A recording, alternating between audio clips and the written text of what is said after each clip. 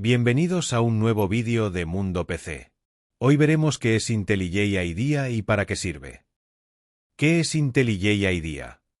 IntelliJ es un entorno de desarrollo integrado, también llamado IDE, creado por la empresa JetBrains.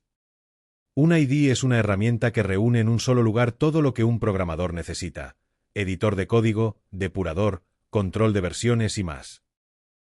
IntelliJ está especializado en el lenguaje Java, pero también soporta otros lenguajes como Kotlin, Python, JavaScript y muchos más. ¿Para qué sirve? IntelliJ IDEA sirve para desarrollar aplicaciones de escritorio, móviles, páginas web, videojuegos e incluso proyectos empresariales complejos. Ofrece funciones avanzadas como autocompletado inteligente, refactorización de código, detección de errores en tiempo real y herramientas de depuración.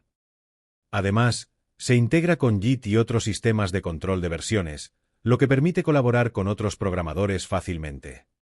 También cuenta con un amplio catálogo de plugins que permiten personalizar el entorno de desarrollo y adaptarlo a cada proyecto.